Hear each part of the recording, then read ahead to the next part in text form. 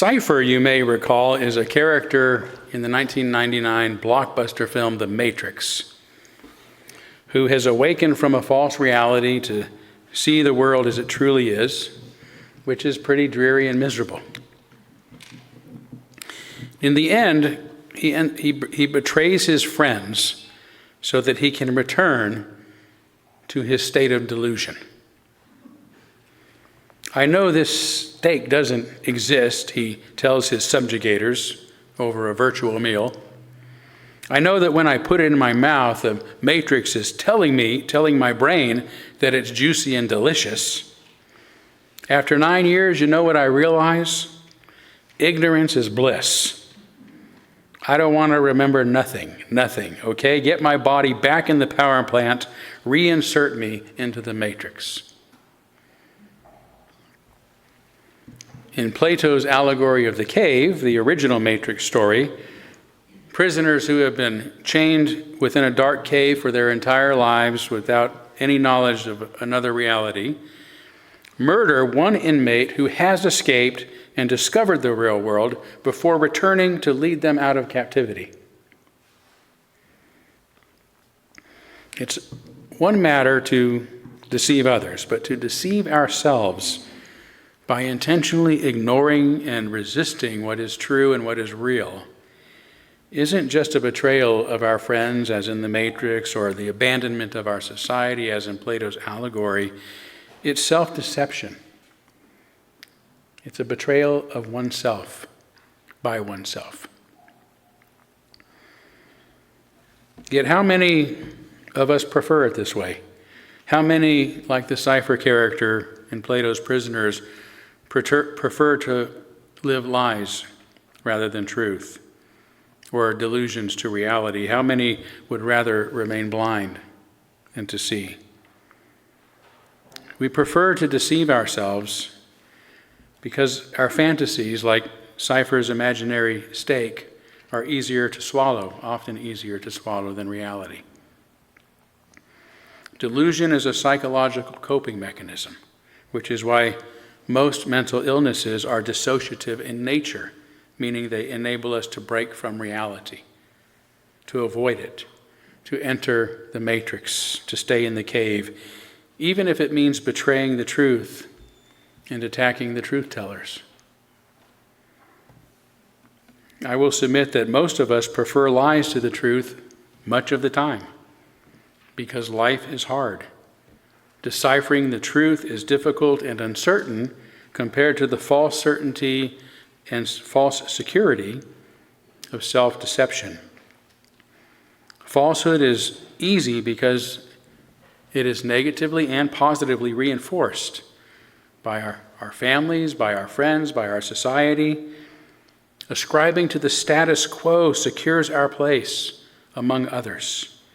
It gives us a sense of belonging and reassurances that we will have access to the benefits of society so long as we go along with the crowd. It is the truth tellers, the whistleblowers, those who dare say, "Look, the emperor has no clothes," who are the most likely to find themselves on the outs, silenced, ostracized,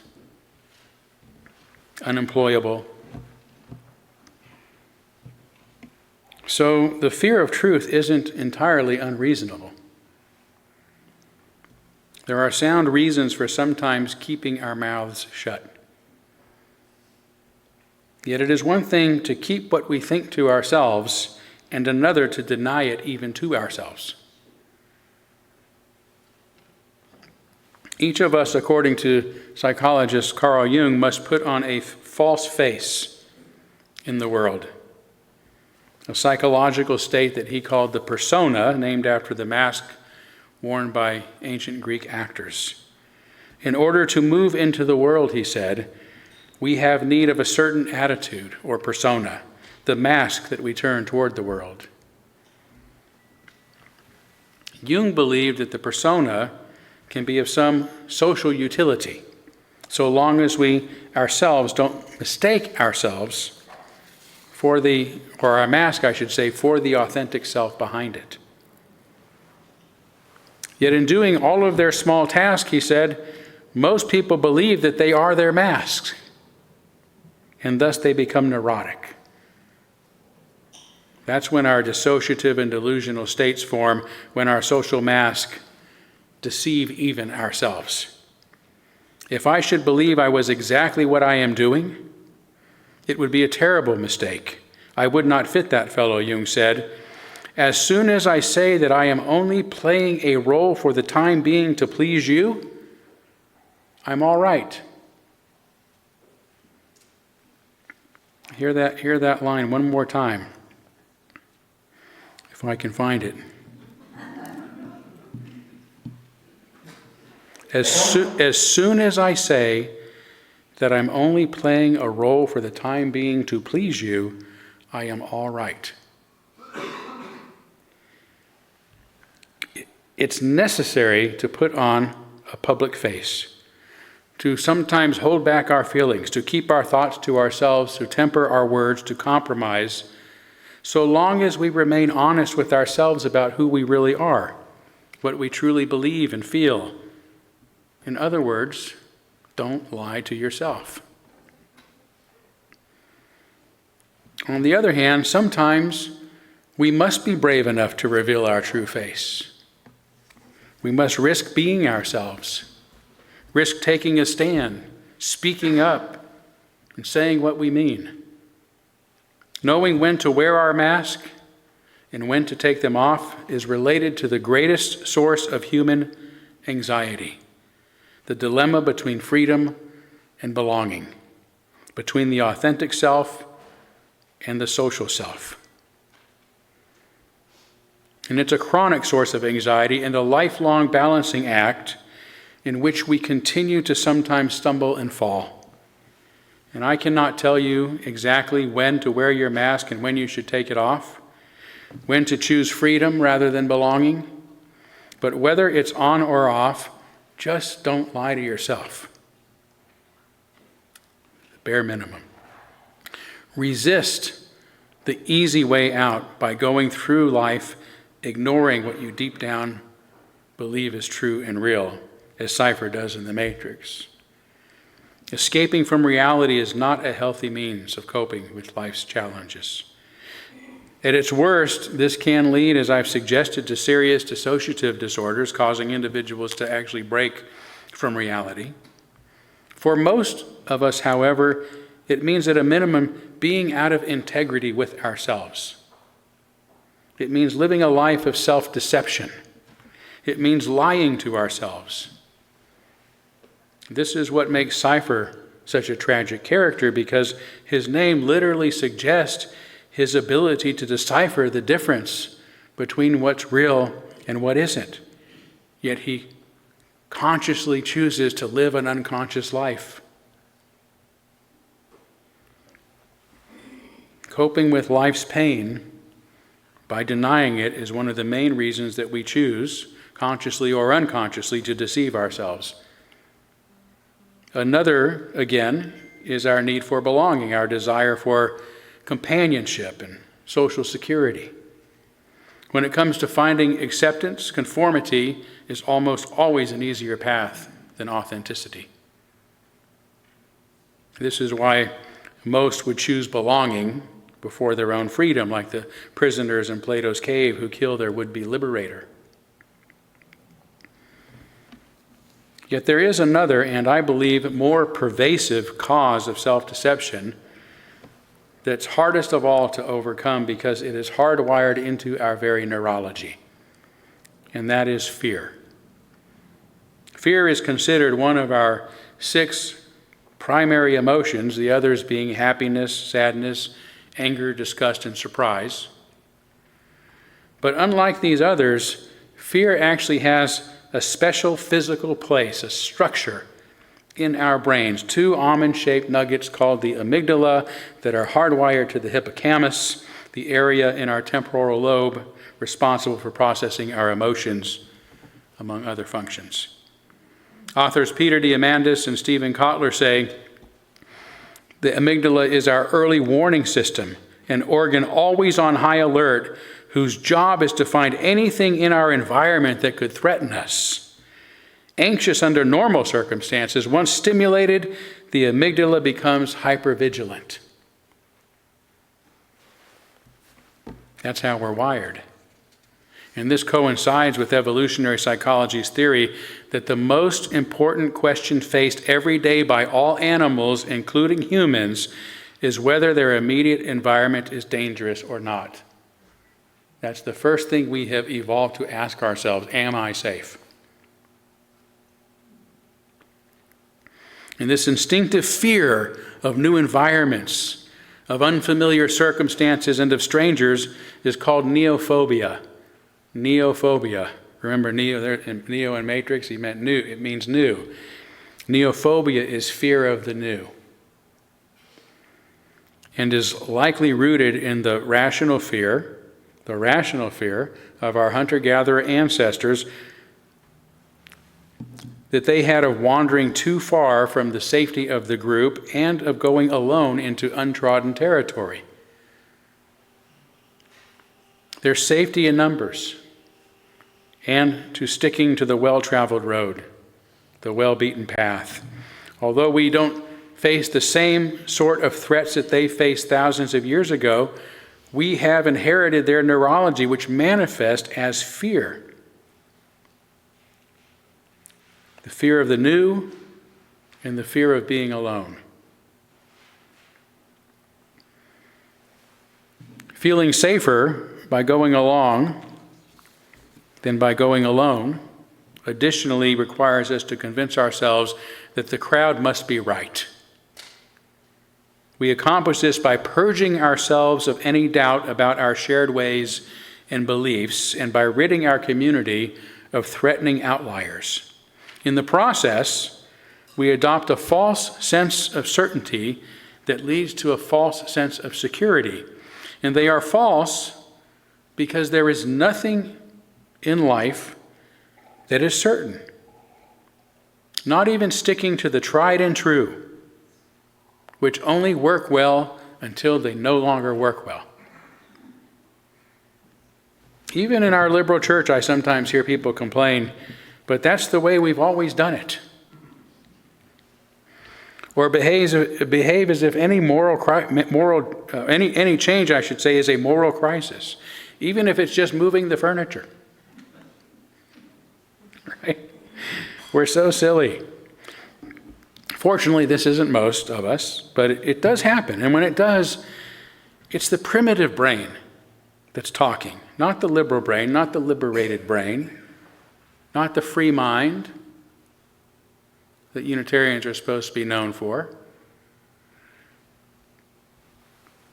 In his book on being certain, neurologist Robert Burton says, certainty and similar states of knowing what we know arise out of involuntary brain mechanisms that, like love or anger, function independently of reason. Right? Certainty, the feeling of knowing that we know, functions independently of reason. That's an astonishing statement. Certainty is not the result of sound thinking. It is the result of emotion.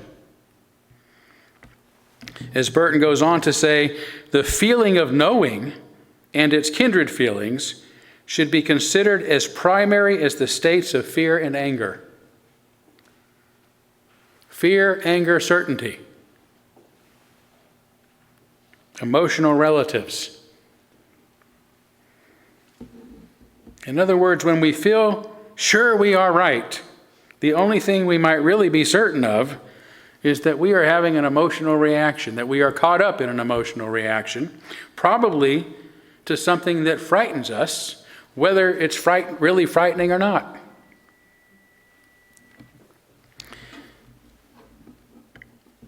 Fear of new ways, combined with certainty of old ways, kept our primitive ancestors safer than not, which is why our brains have also evolved to reward us with a dopamine rush, a neurotransmitter that makes us feel really good when we are sure and when we exhibit repetitive behavior.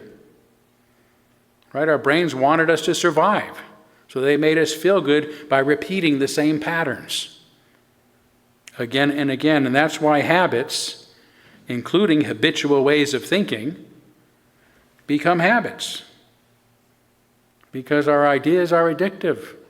They make us feel really good. We get addicted to our beliefs, to our ideas. Damn the truth, damn reality. I'm having fun. Put me back in the matrix. So to summarize what I've said thus far, we have a greater tendency to deceive ourselves than not because we prefer belonging to freedom, if we have to make the choice. Have brains that evolve to make us fearful of anything new and that reward us for feeling certain, even when we're certainly wrong. So if we are psychologically and neurologically wired for self-deception, what can be done for us to live a life of ideological integrity, or intellectual integrity, self-integrity? To answer this, let's shift gears by considering some of the mechanisms that I have found helpful in my own efforts to be more honest with myself. And based upon what I've already said, the first of these mechanisms might be self-evident. Learn to recognize the most obvious signs of self-deception, which are the feelings of fear and certainty. Fear and certainty. Thank you, Todd. Boy, you just jumped right on that. Amazing. Now, what Todd has just shown is that you have to hear this sermon twice to get it, so let me start over. So, for example, there is currently a lot of fearful thinking around the advent of artificial intelligence. And this isn't to say that there aren't legitimate reasons to be cautious about its potential misuse. As Joseph Heller wrote in Catch-22, just because you're paranoid doesn't mean they aren't after you. But fear has been important in the survival of our species, which is why it has that special place in our brains. It's there to keep us safe by motivating us to proceed with caution, right? Be cautious about AI, but proceed. But sometimes motivating us not to move forward at all, to be too scared to make progress. And this is why I often like to say, base your next leap of faith, because ultimately every decision, every belief is a leap of faith, since we cannot know everything with certainty, right? So base your next leap of faith on your best educated guess. Right? Not on faith alone, but on your best educated guess. And this means researching the evidence for certain ideas and evaluating their logic, rather than relying on our feelings to drive us toward our beliefs. But do be careful of confirmation bias, especially when you're doing your research on the internet, where we can find an argument supporting just about anything our feelings wish. Always strive to base your beliefs on reliable evidence and sound reasoning, which is the second mechanism for having ideological integrity. Always strive to base your beliefs on reliable evidence and sound reasoning. Now, logic is a skill, and it is a difficult one to learn, let alone put into practice. But the most important part of logic is really easy. And it comes natural to us. It should. Always ask, do you know the answer to this? Why? Why? You were here the first service too. Okay. Always ask why. Why is one of the first questions that we learn to ask as children. I was thinking about this morning, right? It's also what, right? What's that? What's that? What's that? What's that? What's that? And then why? Right? So we're learning the conclusion, and then we're asking about the reasons. That's an amazing internal logic of toddlers, right? When we're just barely verbal, to be able to say what and why, what and why. That's how we should be thinking.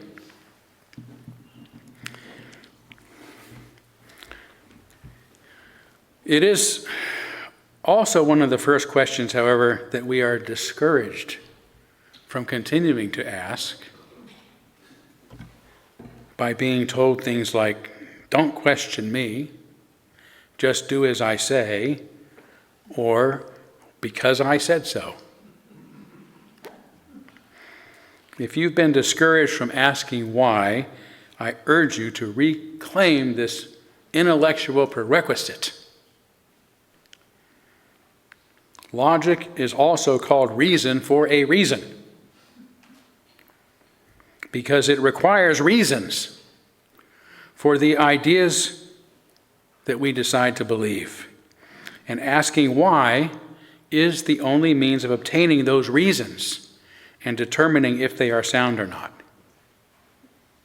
Because I said so is not a sound reason to believe something is true. As a mother, you say it is? Is there a therapist in the room?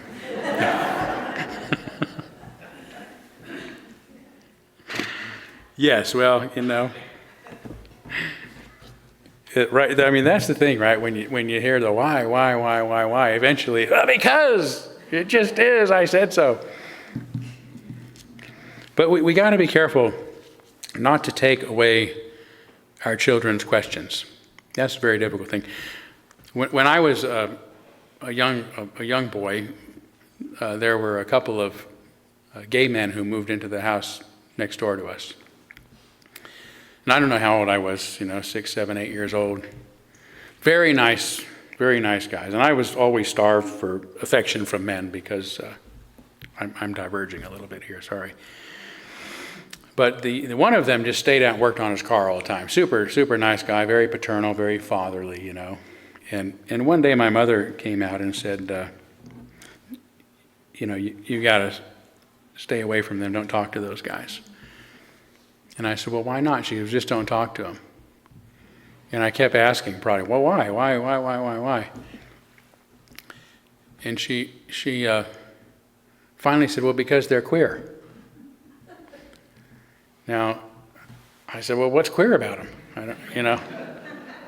I know nothing of anything at this point, at this age in my life, And then somehow she conveyed that they were two men who were living together like I understood a man and woman live together, right? And I said, I didn't even know that was a thing, at that age. But in answering my question why, what my mother inadvertently or advertently, I don't know, did was she removed that question from my mind for years, right? Because my mother taught me, she gave me the answer to the why. She took away the why. Well, it's wrong because it's wrong. It's wrong for two men to be together as a husband and wife, as a male and female would be, however you want to phrase it. And it took me a long time, going through the Baptist faith and all that, to realize to rediscover my question, to rediscover the why. Why? Why is it wrong? Well, it's not. So I think it's a very serious thing, when we, when we don't have an answer, it's better to say, I don't know. Model that for your kids, living in a world where you don't know, than to dismiss the question. Not to make you feel bad, Sue. We've all been there. I appreciate your jest, but it took me off in a tangent.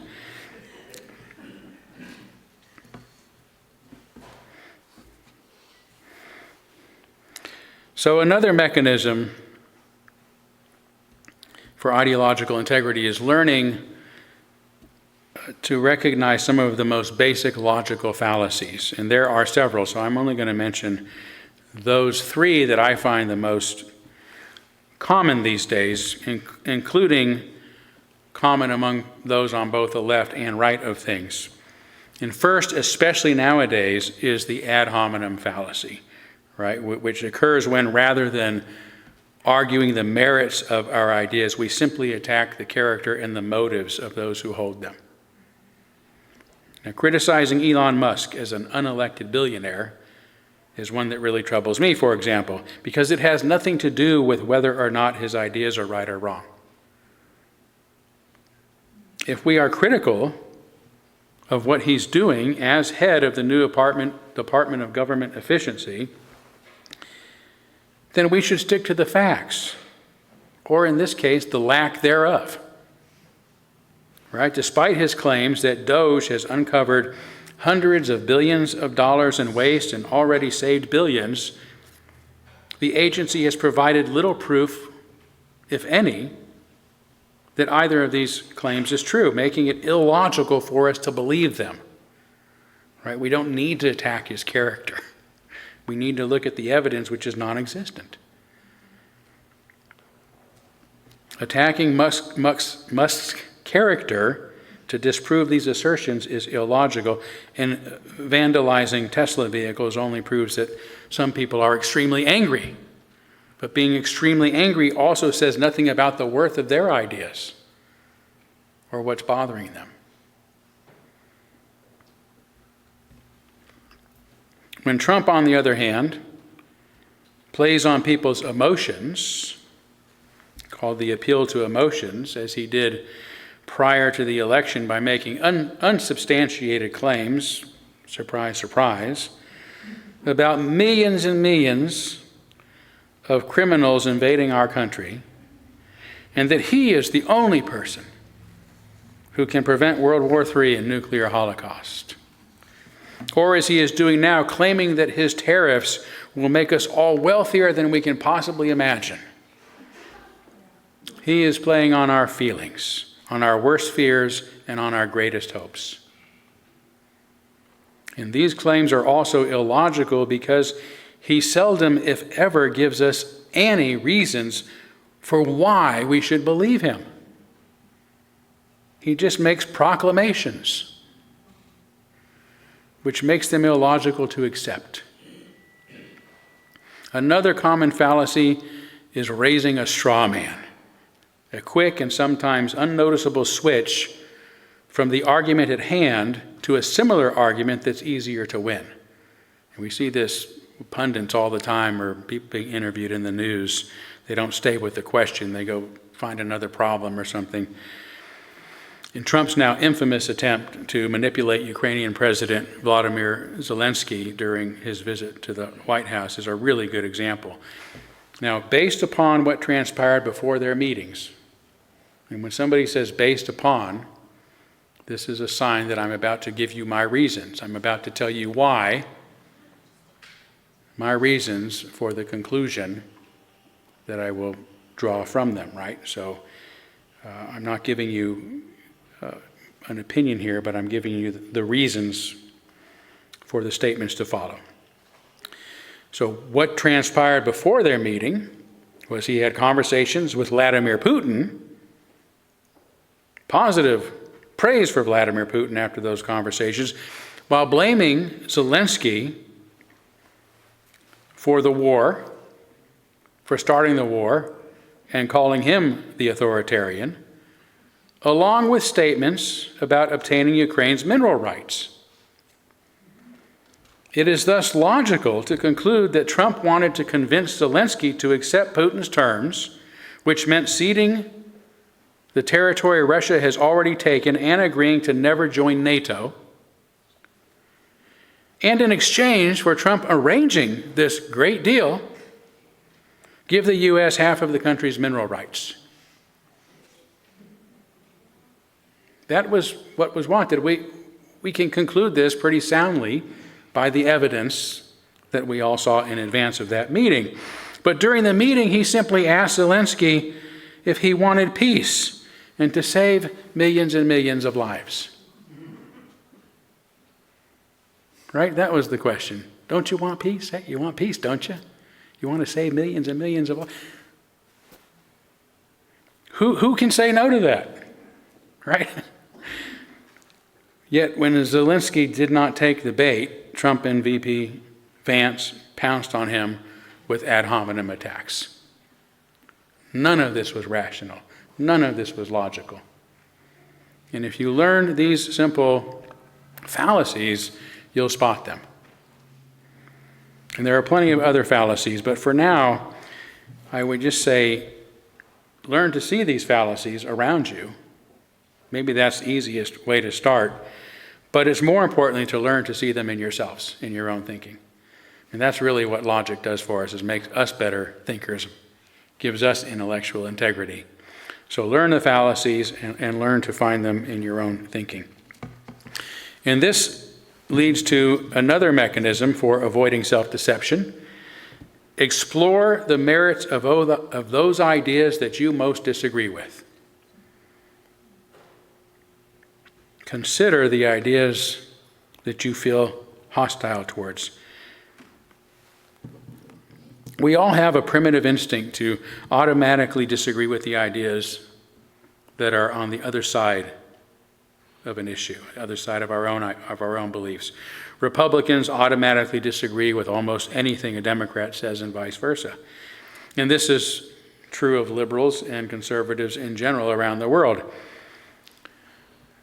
Yet I have spent some time recently listening to a few conservative investors and economists whom I respect about the potential value of tariffs, trying to understand the thinking behind them and even the history behind them, and the once very important place and role that they played in the economy of this country a long time ago, before the world was as open as it is and is connected.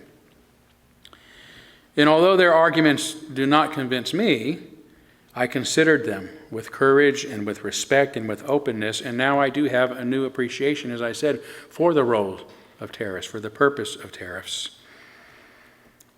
I've also read and listened to the voices of those on the left who are critical of the left. And I'm not afraid of changing my mind if that's where the evidence leads. Rather, I am eager to evolve and to discover ways to improve my own thinking. Who would not want to do that? I don't want to be in the matrix. Life's too short.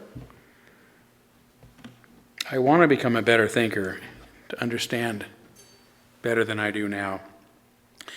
And now finally, getting back to the persona, the mask that we wear in public in order to secure our place in society, I offer a final mechanism for avoiding self-deception. Don't sweat the small stuff, but be brave about the important stuff. As I said, we are always trying to juggle between the competing need for freedom and belonging. In order to belong, we need to compromise,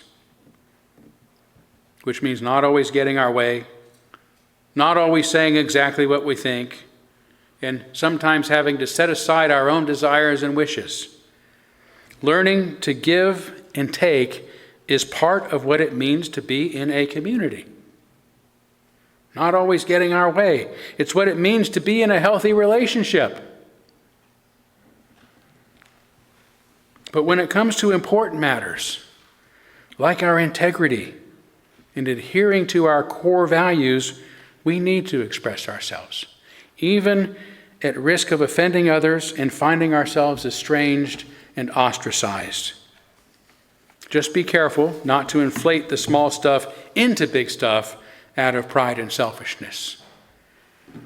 The matters we stand up for and stand out for ought to take real courage and selflessness, because our own comfort and welfare might be put at risk in the process, and because we do so for something greater than ourselves, like the universal values we uphold and the welfare of others.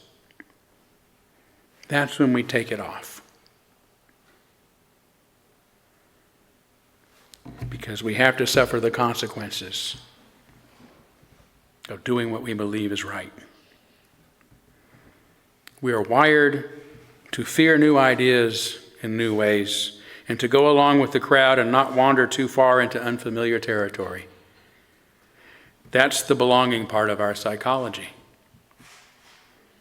But we are also driven toward freedom and exploration and discovery, which is why our species now inhabits nearly every climate on the planet and has even traveled into the crushing depths of the sea and into the lonely emptiness of space. That's the part of psychology that takes courage. Just as it takes courage for us to live a life of intellectual integrity by doing our best not to deceive ourselves. So be brave, think well, and discover the world's many wonders. Thank you.